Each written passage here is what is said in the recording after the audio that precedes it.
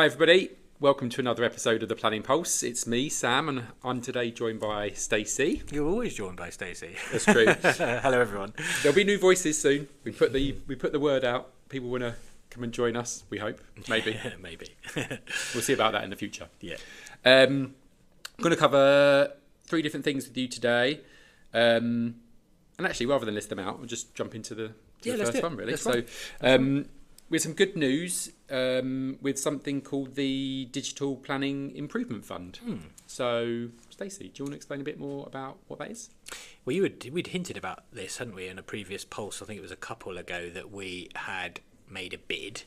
So this is a government fund open to local planning authorities. Yep. To do that, bid into some government funding in order to improve services. And specifically, in this particular case, it is a fund in order to improve our digital offer. Now, we think we do some of this quite successfully, and actually we'll come onto that a bit later on in terms of our offer, particularly social media and the Let's Talk platform. Yeah. But there's some other stuff that we could be doing, and we know we could do better, but it's very expensive. So, for example, the internal system that we use for processing planning applications and building and processing sort of recommendations, issuing conditions, that sort of stuff, we could improve that. And then elsewhere, we know that our GIS, if for want of a better description, our mapping facility is tired. I think I was going to chip in on the first one when you were talking about the back office software. No, right, I think from an officer point of view, probably be fair to say that everyone finds it extremely frustrating. Well, it works. It works. It does work. The point is, it works. Yeah, it's a bit clunky. But It's not slick. It could be better, and the GIS could be better too. Yeah, so the long story short is that in fact it was Manny Singh, who's our planning service improvement manager. Yet to get Manny on this podcast, so shout to Manny there, who may be listening in. But Manny put together a bid, and we've been successful. It's not a huge amount of money, but nonetheless, it will make a difference. And it was a bid to, we should say, MHCLG. MHCLG, yeah. So that's the Ministry for Housing, Communities and Local Government. I was going to wonder if you were going to get it right then. I was going to say levelling up. No, it's not that. And yeah, the bid could have covered anything within that family of digital kind of planning improvement. And we learned that actually, didn't we? Because we went along to an open session that was hosted on Teams by our colleagues in central government. Civil service. And there was loads of people on the call. Over 200. Yeah. It was a lot. And you got the impression quite quickly, didn't you, that you were part of this family of digital improvers. But lots of support available, lots of ideas floating around. So all really positive. It is really positive, and we should be able to take it forward. So watch this space. We're definitely serious about this. We know we can improve our offer, including web presence, but also some of the stuff in terms of compatibility with tablets and phones and iPads and all that sort of stuff, and the way that people want to access information at your convenience is important to us. So I think it's the start of some exciting stuff. Yeah, definitely. Okay, well, the next thing then that we were going to have a chat about was a event that you went to earlier this week, a conference hosted by the RTPI. Yeah, so and bringing together planning managers, heads of service, chief planning officers. Yeah. So explain that a bit more. Yeah. So actually, I wasn't sure if I was going to make it to this conference. It had been booked up for ages, but I was on the waiting list, and a spot came up late last Friday, and it was offered to me, and I was actually really pleased to have gone. So, RTPI is the Royal Town Planning Institute, so it's the professional institute that oversees chartered planners, and several of us are all chartered members. Yep. I've been a chartered member since 2002, but I've never visited the RTPI offices, which are at Baltolf Lane. I don't think I have either, actually. It's just off London Bridge by the monument. Fabulous setting, views of the Shard, under the walkie-talkie building. But anyway, the meeting was a what's called HOPE meeting, which is heads of planning everywhere. And sort of networking session where you bring together all senior planners or chief planning officers to talk about current issues, problems that they're facing, we had quite an interesting discussion right through to kind of skills and resource, problems recruiting, but right through to live issues, problems with BNG, for example, problems with overall delivery of development, not just housing, but also commercial. So it was really interesting or fascinating, actually, to hear some of the problems that colleagues are also experiencing in running planning departments. What was particularly nice, or I took some comfort from, was lots of people coming up to me as, I don't know, maybe 30 odd other heads of planning, and they knew us. And they knew us because of some of the work that we've been doing, groundbreaking work, some of the Southern Water stuff, the foul drainage stuff. But more particularly, I got quite a lot of compliments around our use of social media. Yeah. And in particular, the way that we have, I hesitate to say pioneered, but it's different for us. And it's different, certainly no other councils are doing it yet. But some of the sort of mini reels and the short videos, which we've put together to advertise certain planning applications, the larger ones, majors or controversial. And people were saying, oh, that's really good. What are you doing that for? And how do you do it? And it was quite funny. One, I won't name names, but one head of planning said, oh, how do you find the time to do that and do the day job? And I said to him, oh, I'm letting off there's a him. But I said to them, well, it is the day job. And that's a serious point. I mean, we're laughing. But for me, and I know others here, it's very much a blurring of the boundaries. Engagement is important and critical, and certainly the way in which we do that and have strived to do that over the last year, 18 months, has been ever changing, and we've been pushing the boundaries of that deliberately so to try and get different voices. We're trying to reach people, aren't we? That's it. Yeah, we've had specific discussions about that when we've talked about getting in touch with children, young people. How do we engage those people in planning to try and play our part in filling that gap? And then you just extend that more widely, don't you? You realise all of a sudden that you're in 2025 and you've been doing a job for 20 plus years between us each. Talk for yourself. You can quite easily just fall into a habit of process planning applications. Planning applications are done like this, and sometimes you have to take a step back, don't you? And think about the different things that you can do to make sure that you are capturing people's voices and that you are explaining to your communities what gets done, how it gets done, how things get delivered, why there's change in their area. I mean, final point on it. I mean, I could go on. It's probably a separate podcast. It's not the final point. You can have your final point. I'm going to have a question to ask you. Well, no, I was just going to say that other listeners that perhaps subscribe to other social media channels probably would have picked up from some of the other posts that we have actually put ourselves forward, as you can do, self-nomination for an RTP award for planning and digital excellence. And then how did you find the application process? Oh, it was really... Let's not go into that, but the form is not friendly, let's put it that way. So when people complain about planning application forms, the award bid form was, well, I won't swear, but it wasn't straightforward. Just say we understand. We understand. As I say, it was very good to receive compliments. So if I was to say to you, what do you think were your top three things that people were talking about? Two ways of looking at it. One, top three things that you think people took away from you in all the different conversations you were having with people. Probably thought he was insane. And then maybe the other way around as well. Yeah, just top three things that you otherwise took away from the event itself. Maybe they can be some of those things you already mentioned. Yeah, so definitely people were talking a lot about social media, digital offer. We're known. We've now got a national reputation amongst chief planning officers for our work in relation to irreplaceable habitat, ancient woodlands, that sort of stuff. I'm going to say challenging statutory consultees.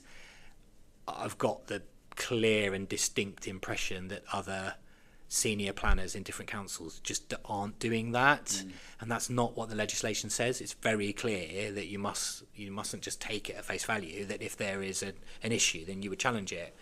So for me to hear that back, I think shows that we're leaving an impression, and that can only be a good thing, beyond the district boundary. I mean, the other takeaway, which I can't not mention, it's local government reorganisation. Yeah. Everybody is spending a huge amount of time on that, to the extent that they were openly saying that they're worried that the day job, as I've already described it earlier on, not that it's not getting done, but that stuff is it's slipping or becoming delayed. Or it's business difficult. as usual is definitely. They can see the risk or the issues that might be involved. Absolutely. Yeah. And it's not that there's any answers around that. People, I think, are at different stages of the process in terms of what government has asked of those people, certainly those that are on the accelerated reorganisation programme, of which we are.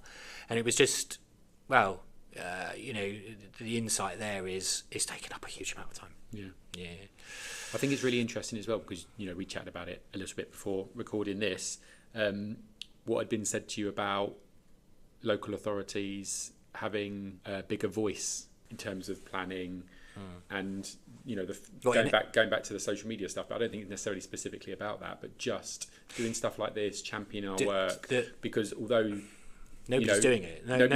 Although, planning is complicated and there's lots of different voices and lots of different views and opinions, some other aspects of it some of those voices and opinions can be very loud, can't they? Absolutely. And it was just interesting, the feedback that you explained to me that you'd got about, work that councils can do just to play their part in explaining what they do and just trying to spread that word, I suppose. Absolutely. I mean, at this meeting, it wasn't just Royal Town Planning Institute. There were representatives of MHCLG in the room, and they would come up to me and say, "And who are you and where are you from?" And I would say, "I'm Stacey Robbins from Wealden," and they would say, "You've got a podcast." Well, if civil servants in MHCLG that are responsible for national planning are aware that we've got a podcast, that's great for a start. But then to go on and say what you're doing in terms of explaining the process and kind of demystifying things is fantastic. And we really hope, that is central government, that other councils kind of take the lead. That's great. Yeah. People are a bit sniffy about this because we sit here and waffle on and other colleagues come on and waffle on. But actually, I think it's the right thing to do. Outward-facing service that's got sort of lots of moving parts and some of those are complicated. It's good to take stock and just explain some stuff of what's gone on. And that's a neat segue into the I was going to say, not like that we planned it or anything. Genuinely, listeners, we didn't. It was just coincidence. But we are going to explain a bit about process and procedure, specifically in relation to committee. The reason we wanted to do that is because, we had one specific application. We've had planning committee today for those that are listening.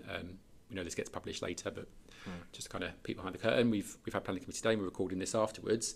That was going back to planning committee for the second time.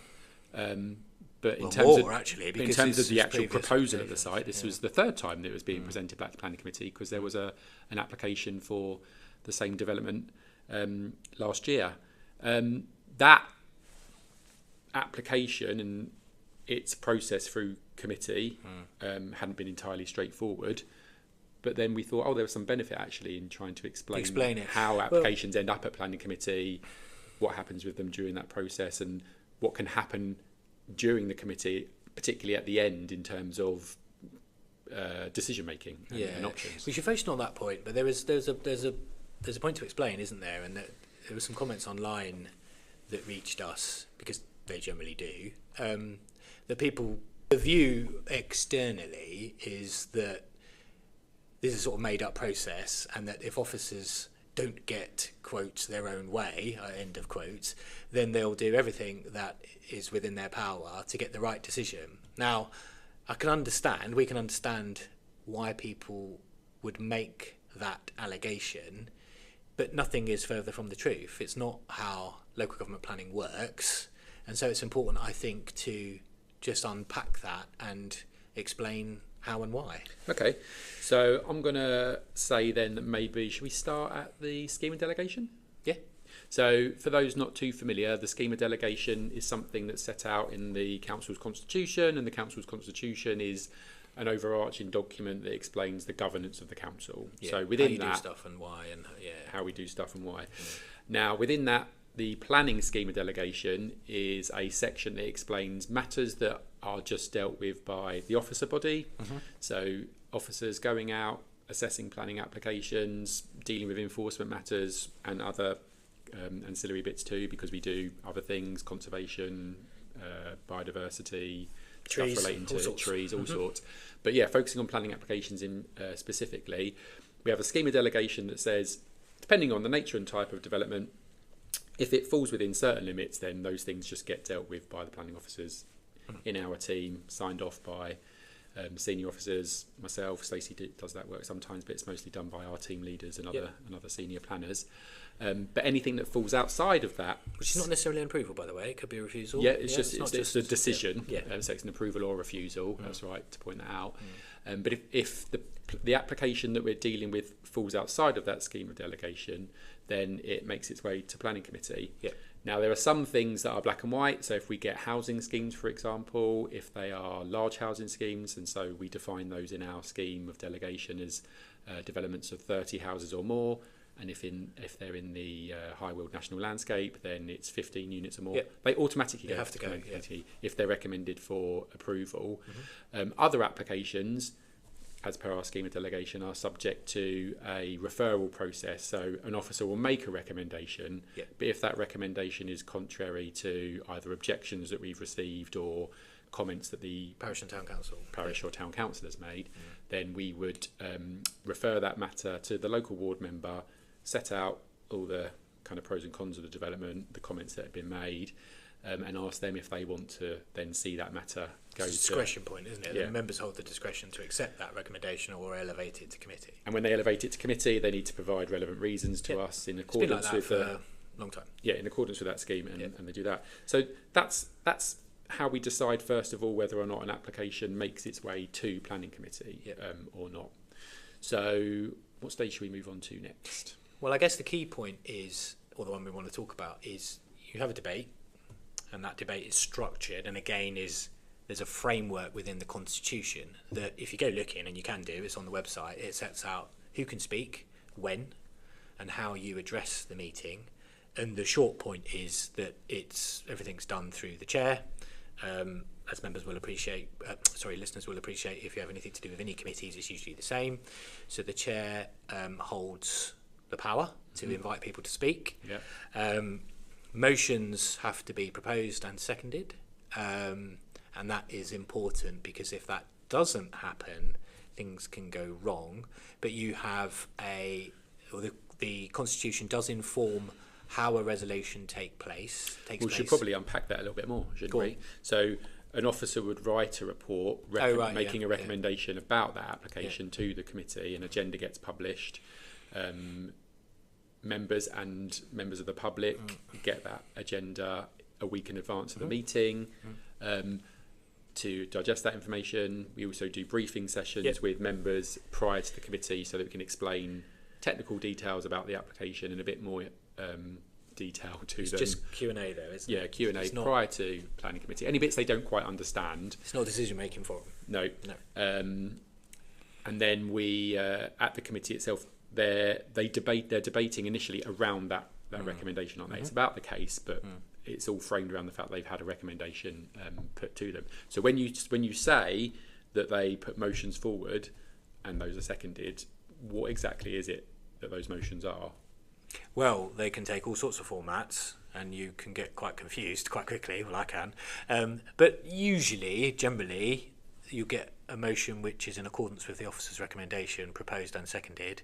You can then get... That's proposed and seconded by the members of the committee. But you can get counter motions and different motions, and you can get a motion which is against the officer recommendation, has to be proposed and seconded, and you need a reason, an explanation of what that would be.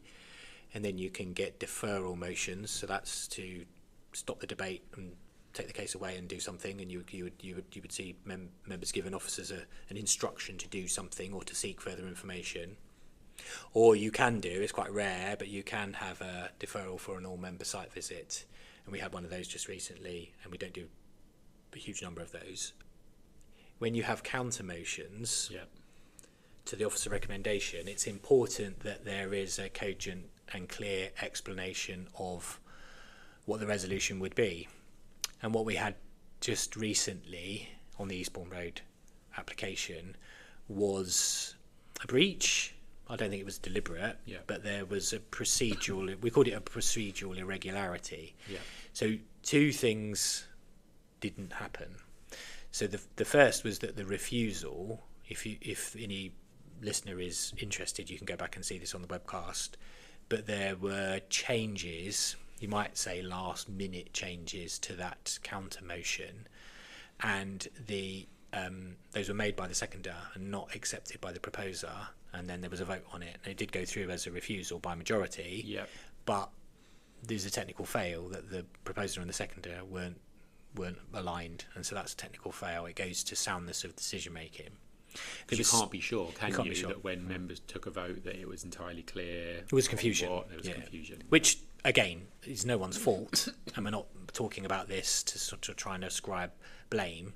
Sometimes there's sort of heat in the moment, everything can be quite charged one way or the other, blink and you miss it type thing. But when you stand back from it, we come back up to the office and we've got to issue a decision, we always check, and there you had an obvious procedural fail. So that was the first problem.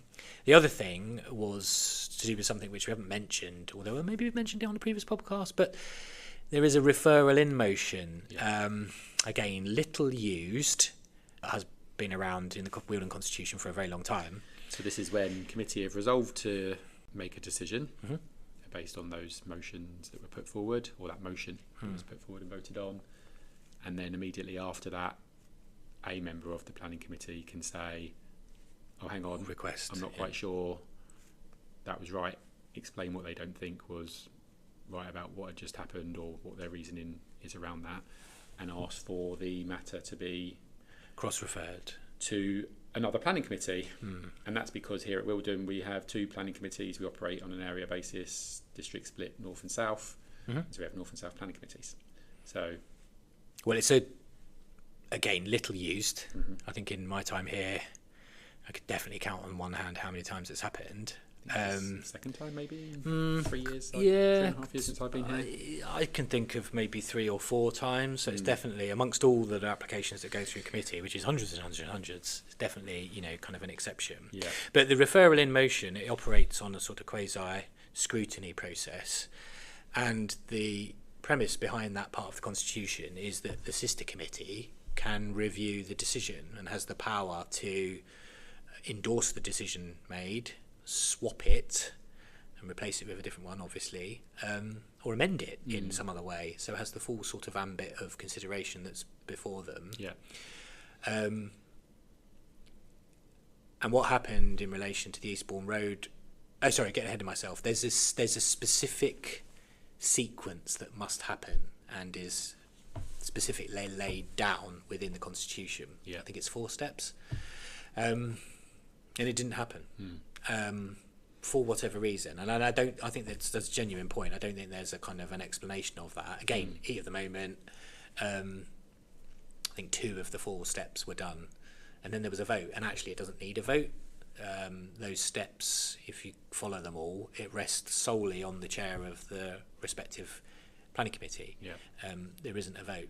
Interestingly, quick cut into the story, there was a vote taken at Eastbourne Road, and by majority, the members of the committee that day did want it cross-referred. So there was a will within the room, so to speak, but actually constitutionally there wasn't a requirement to do it. But it doesn't really matter. Where you end up, as we explained in the report that got aired today, was that you've got a technical fail. You've got the committee wanting to do 2 things, refuse permission but cross-refer it, and neither was done correctly, which, we're not covered ourselves in any glory here, and we're not saying any of this to cause embarrassment or ascribe blame, but actually what we had today was at least 2 members, Councillor Mrs Newton asked a question and another member asked a question, well, can you just explain why this is back before us? Yeah. Because in the eyes of the public, you've got this bit, as I alluded to a moment ago, where there's a perception that we try again to get the right decision, and it isn't any of that. It's a very specific sequence of steps in the Constitution, and if you step outside that, you've got an unsound decision. That's right. And we're not raising it because of that application in particular. It's just that going through that process, we realised actually that was quite a good topic maybe to bring to your attention today and to discuss with you, because what it does highlight is that there are processes and procedures in relation to committee that we have to follow.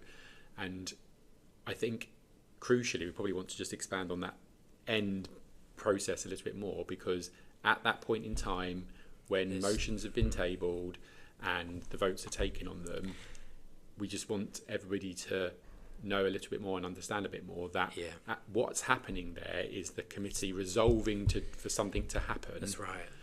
But the reason that those things might not necessarily be followed through is because after the meeting itself, there's further scrutiny. There's due diligence by officers about everything that we've just explained to you about that particular application. So that was specifically about confusion around reasons for refusal, as well as technical issues around how procedures took place or didn't take place. And so, when you see planning committee vote on an item, they're not at that point in time making a decision. No, it's a resolution. It's a resolution to do the thing that they was tabled, be it in accordance with the officer recommendation or another recommendation that they'd put forward themselves, or the deferral that we just mentioned as one of the possible options. And then if that's checked afterwards. And the reason we check that is because planning is sometimes just a bit of a minefield, isn't it? You're going to say grey area. You're straying into a different podcast there. It's more that, there's issues. There's risk of legal challenge. And you need to make sure that things are sound around that. What you often see, don't you, is that people talk about unseen work. Yeah. And there's piles of it, piles and piles and piles of it. And this kind of check-in and due diligence after planning committee to ensure that the resolutions the committee have taken, there might be 1 or 2, or sometimes there might be 6 or 7 or 8, depending upon the agenda. Yeah. There's a load of work that gets done, usually on the Friday, after the meeting, to make sure that it's all above board. That's right. And so if you see something come back, we're just trying to demystify that it's not about officers throwing their toys out of the pram and trying to get their own way. It's because we've just identified gaps or issues that, based on a judgment about risk, need to be dealt with, and it's coming back to planning committee to deal with that. And it's still then open to members to make whatever decision they see best fit. But again, having that guidance and advice that second, third time around about whatever the issue may be it soundness around reasons for refusal, soundness around procedures and making sure you get that right, or soundness around rules about how work is carried out, be it bias or predetermination, all those kind of things. So that's why you might see things come back to planning committee sometimes. Yeah. But otherwise, that's also the journey of an application through planning committee when it happens. Yeah. I don't think we've ever spoken about any of that. We know from this side, but I think it's right to shine a spotlight on that, bearing in mind some of the comments that we've seen and indeed heard this morning at planning committee. Yeah. So I hope that's helpful. Yeah. So any questions about that? Drop them in the comments. Mark them for your attention. Not mine. Comment section below. Well, related to that, don't forget, we do have, Stacey mentioned it earlier, our Let's Talk platform. Yep. So you do have an Ask the Development Management Manager section on there, which they do make their way to me when they're on there. They do, they do. There's the Let's Talk Trees, which has got an Let's Talk Trees, But I think that's it from us today. That is, yeah. Well, thank you for listening. See you next time. Thanks, everyone. Cheers. Bye.